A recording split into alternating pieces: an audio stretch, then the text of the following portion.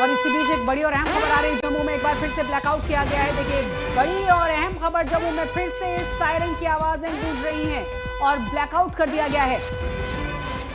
तो लगातार टेंशन वैसे भी बनी हुई है और कहा जा रहा है कि बहुत ही महत्वपूर्ण तमाम चीजें हो जाती हैं और खासतौर से जो बॉर्डर का एरिया है वो जम्मू में एक बार फिर से सायरन की आवाजें सुनी गई हैं और एक बार फिर से ब्लैकआउट किया गया है। इससे पहले भी जम्मू में ब्लैकआउट किया गया था। ज्यादा जानकारी के साथ हमारे संवाददाता आशुतोष जुड़ गए हैं। आशुतोष, क्या जानकारी है? दरअसल ब्लैकआउट लिफ्ट तभी हुआ था जब ये समझा गया था कि खतरा लगभग टल गया है। तो यहाँ कई सारे लोगों ने बताया कि और मुश्किल से 3 या 4 मिनट हुआ कि अचानक कुछ सायरन सुनाई दी कई सारे इलाकों में और उसके बाद से अचानक से पूरा अंधेरा हो गया। इसमें दरअसल आप कम रोशनी इसलिए देख पा रही हैं क्योंकि ब्लैकआउट के नियमों के तहत हमने भी रोशनी बेहद कम रखी है, कैमरे की ज्यादा तेज लाइट नहीं जला सकते। लेकिन अब ये वही खतरा है क्योंकि देखिए उधर रिटेलिएशन हो रहा पाकिस्तान के भी इलाकों में, तो बौखलाया पाकिस्तान भी बिल्कुल उसी तरह जैसे उसने 8:30 बजे के बाद ही घटना को अंजाम दिया। जम्मू से लेकर के सांबा और पूरे सेक्टर पुंछ तक हर इलाके में ड्रोन से हमले किए और ये ब्लैकआउट उसी संभावना के देखते हुए या तो किसी स्पेसिफिक इंटेलिजेंस, एयर इंटेलिजेंस होगा कि या तो कोई प्रोजेक्टाइल आ रहे हैं या फिर ये देखते हो कि कहीं पाकिस्तान बेताशा में रिहायशी इलाकों पर हमला ना करे। और ये ब्लैकआउट दरअसल एक तरह का कैमोफ्लाज स्थिति हो जाती है ताकि उन्हें ये पता ना चले कि कौन सा इलाका कहां पर अगर ड्रोन्स आते हैं तो वो ब्लाइंड हो जाए। तो दरअसल इस समय एडवर्सरीज के लिए, दुश्मन के लिए पूरा इलाका ब्लाइंड कर दिया गया है और यहाँ पर जो है पूरी तरह से ब्लैकआउट कर दिया गया। जबकि थोड़ी देर पहले जब हम यहाँ पर पहुंचे तो लगभग इलाके में धीरे धीरे रोशनी रीस्टोर हो रही थी। कई सारे इलाकों में रीस्टोरेशन शुरू हो गया था और जैसे हम जम्मू पहुंचे तो आपको ये नहीं बता सकते हम जम्मू में किस स्पेसिफिक जगह पर हैं, लेकिन हाँ इस समय जम्मू में फिर से एक बार ब्लैकआउट हो गया है। सायरन सुनाई पड़े हैं, अलर्ट, लोग ज्यादा सतर्क है, तमाम एजेंसियां सतर्क हैं, तमाम सुरक्षा बल सतर्क है, हमारा डिफेंस सिस्टम सतर्क है, हमारा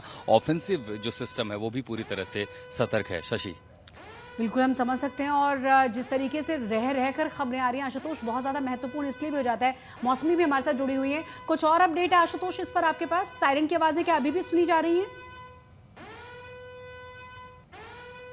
नहीं, वो अब नहीं सुनी जा रही है, लेकिन चूंकि ब्लैकआउट एक बार कर दिया गया और सायरन एक चेतावनी के लिए होता है तो उस चेतावनी के बाद कम से कम लोग संभल जाएं, सतर्क हो जाए और ब्लैकआउट कर दिया गया। तो ब्लैकआउट के बाद ये होगा कि सड़क पर अगर कोई गाड़ी भी आ रही है, जैसे हमने भी लंबा सफर तय किया लेकिन कोशिश की कि गाड़ी की जो लाइट है वो बंद रहे, डिम रहे और ज्यादातर इसीलिए कि कहीं भी हाल में अगर ऊपर कोई ड्रोन है, कोई सर्विलांस ड्रोन है, उसे पता ना चले, किसी की तरह की जानकारी ना हो, ब्लाइंड रखने के लिए ये ब्लैकआउट पूरे जम्मू में इस समय एक बार फिर से शुरू कर दिया गया है। मौसमी हमारे साथ जुड़ी हुई हैं, आशुतोष बने रहे आप हमारे साथ। मौसमी, कहां पर आप मौजूद हैं और जिस तरह से लगातार हम कह भी रहे हैं कि जो ये रात है बहुत ज़्यादा महत्वपूर्ण हो जाती है, रह कर अलग अलग जगहों से ब्लैकआउट की खबरें, गोलीबारी की खबरें लगातार आ रही हैं।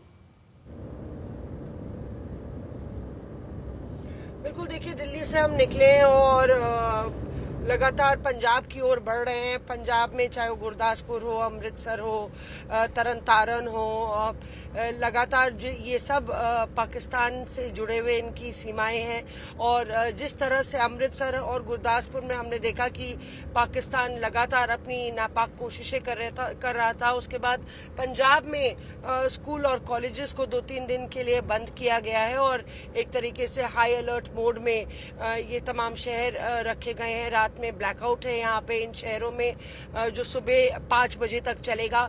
जाहिर तौर पे आज की रात शशि पाकिस्तान के लिए कयामत की रात होने वाली है। पहले ही विदेश सचिव ने कह दिया था कि हम लोग की कोशिश कोई इस पूरे मामले को एस्केलेट करने की नहीं है। हम लोग राइट टू रिस्पॉन्ड रखते हैं क्योंकि जिस तरह से पहलगाम में आतंकी हमला हुआ हमने उसी का जवाब दिया और उसके बाद भी जो लाहौर में आज एक तरीके से एयर डिफेंस सिस्टम को निस्तानाबूद किया भारत के ड्रोन ने, तो उस पे भी विदेश सचिव ने ये कहा था कि इसी तरह की कोशिश कल पाकिस्तान ने की थी हमारी स्टैब्लिशमेंट्स और हमारे डिफेंस एयर सिस्टम के लिए, जिसको हमने नाकाम कर दिया था, इसलिए हमने जवाबी कार्रवाई की और ये कोई एस्केलेटरी कोशिश नहीं थी। लेकिन आज तो हद ही कर दी है पाकिस्तान ने और जिस तरह से लगातार एक के बाद एक बहुत बड़ी गलतियां पाकिस्तान करता चला जा रहा है, तो भारत बाद उसका जवाब जो है मुंह तोड़ तरीके से दे रहा है। और जिस तरह से आशुतोष भी बता रहे थे, लगातार सीज फायर वायलेशंस पाकिस्तान कर रहा है, जिसकी जवाबी कार्रवाई में भारत भी लगातार जवाब दे रहा है। तो एक तरीके से आप देखिए कि पाकिस्तान एकदम बौखलाया हुआ है, और चाहे वो संयुक्त राष्ट्र हो, चाहे तमाम बड़े देश हो, वो इस पर अपनी नजर बनाए रखे हुए हैं। जिस जिम्मेदारी से, जिस परिपक्वता से भारत ने लगातार इस पूरे मसले में सिविलियंस को दूर रखते हुए कदम उठाए हैं, मेजर्ड जो हम लोग के एक्शंस हुए हैं, कार्रवाई हुई है, पाकिस्तान ने उस पर बिल्कुल भी गौर नहीं किया है। शायद अपनी तबाही की ओर पाकिस्तान बढ़ रहा है। और हम लोग अभी गुरदासपुर के रास्ते में ही हैं, तो लगभग 8 घंटे इस पूरी रास्ते में लग जाएंगे।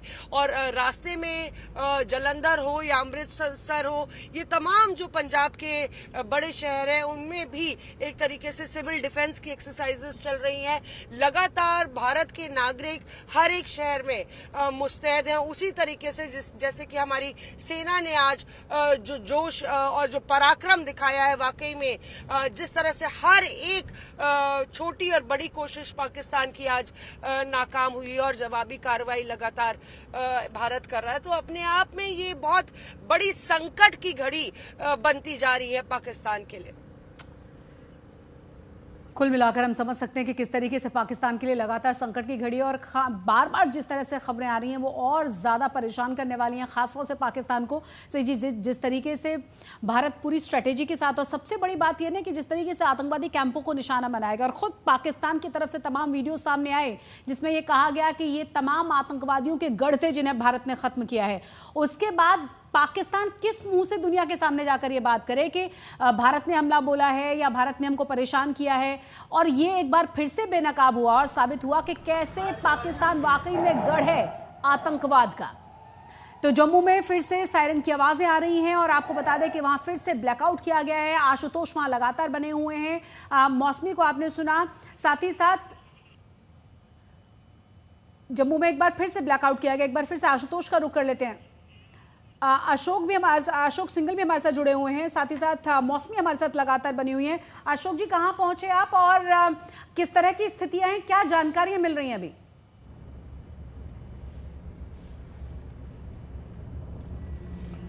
देखिए, जैसे मैंने बताया कि चंडीगढ़ के रास्ते में, लेकिन बीच में पंजाब के कुछ शहर भी आएंगे, और पंजाब की बात हम लोग कर रहे हैं। जलंधर को पे भी ड्रोन हमला करने की कोशिश की थी ड्रोन से, लेकिन उसको भी आर्मी ने निष्क्रिय कर दिया था, उसको तुरंत जवाब दे दिया गया था। और बहुत सारे इलाके हैं, पठानकोट का इलाका है, जितने भी बॉर्डर के इलाके हैं, कहीं ना कहीं पिछले कई दिनों से गोलाबारी और ये सब तो कर रहे थे, सीज फायर वायलेशन तो पाकिस्तान कर रहा था, लेकिन भारत की सेना उसी ढंग से जवाब भी उनका दे रही थी। लेकिन भारत बार बार ये कह रहा था पाकिस्तान को भी, दुनिया को भी, कि हमारे टारगेटेड जो हमने किया है, टारगेटेड थे, सिर्फ आतंकियों के ठिकानों को निशाना बनाया गया था, उनके ट्रेनिंग कैंप को निशाना बनाया गया था। इसके अलावा हमारा कोई मोटिव नहीं था। हम सिर्फ जिन्होंने पहलगाम पे हमला किया था, वहाँ निर्दोषों के ऊपर हमला किया था, उनको सबक सिखाना चाहते थे। और ये आज विदेश मंत्रालय की पीसी में प्रेस कॉन्फ्रेंस में विदेश सचिव ने भी साफ तौर से कहा कि पाकिस्तान जो है आतंक की जननी है। आतंक को जिस ढंग से पाला पोसा जन्म दिया, सब पूरी दुनिया जानती है, दुनिया ने भुगता है। जगह जगह ऐसी बहुत सारी घटनाएं हुई और बार बार सबूत दिए गए पाकिस्तान को, लेकिन वो कभी भी इस चीज़ को एक्सेप्ट नहीं करता, हमेशा से झूठ बोलता रहा। और कल जो वीडियो आए थे, जब भारत ने अटैक किया था 9 ठिकानों पे, आतंकी ठिकानों पर, उसके बाद जनाजे में जो आतंकियों के, उसमें आर्मी चीफ भी दिखाई दिए और बहुत सारे सेना के अफसर भी दिखाई दिए। तो कहीं ना कहीं आतंकियों के दबाव में पाकिस्तान रहता है और उन्हीं के हिसाब से काम करता है, और पाकिस्तान उनको एनकरेज करता है। तो उसका नतीजा भुगता पाकिस्तान ने भी, क्योंकि पाकिस्तान के भीतर भी हमले हुए और आतंकी ठिकानों पे भी हमले हुए इस बार भारत की ओर से।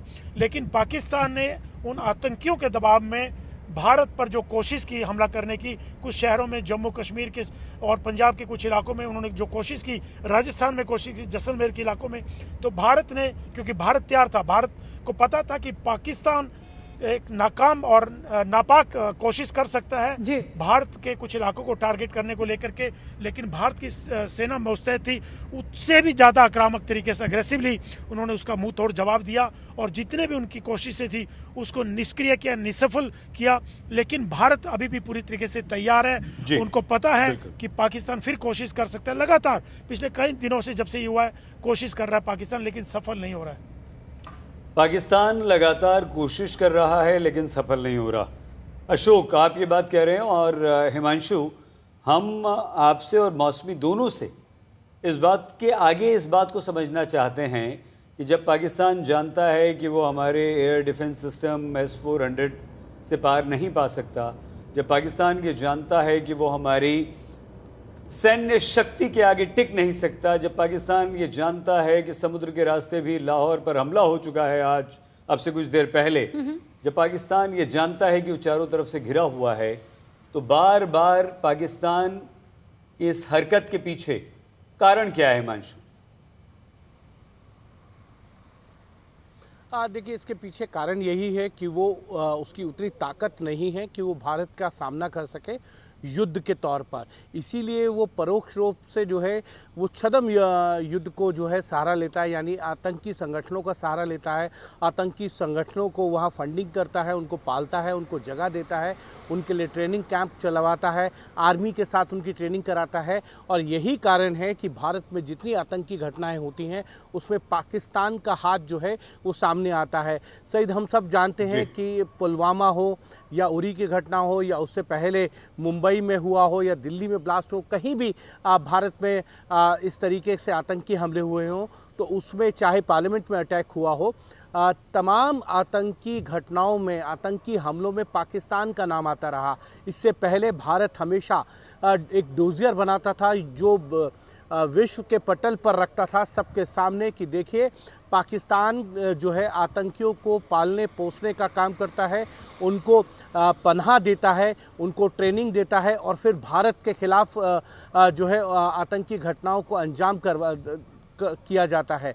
और साथ ही साथ पाकिस्तान के जो आतंकी हैं वो विश्व के अन्य देशों के अंदर भी आतंकी घटनाओं में शामिल होते हैं। ये भारत करता रहा, लेकिन भारत ने आतंकियों के हमलों का जवाब देना जो है वो जब से शुरू किया है, पाकिस्तान के लिए वो एक मुसीबत का सबब हो गया है। आप देखिए, जब उरी की घटना हुई 2016 के अंदर, भारत ने सर्जिकल स्ट्राइक की। सर्जिकल स्ट्राइक के बाद पाकिस्तान की तरफ से वो कार्रवाई नहीं करने की कोशिश की गई जो आज की गई है। हाँ, सीज़फायर का वॉयलेशन पाकिस्तान समय समय पर करता रहा। पुलवामा की घटना हुई, उस आतंकी घटना को किसने कराया, उस सारे तथ्य जो है भारत ने पूरे विश्व के सामने रखे, लेकिन उसके साथ साथ एयर स्ट्राइक किया। एयर स्ट्राइक के बाद पाकिस्तान की तरफ से जो जवाब है वो नहीं दिया गया। सीज़फायर वायोलेशन जो है वो लगातार करते रहे।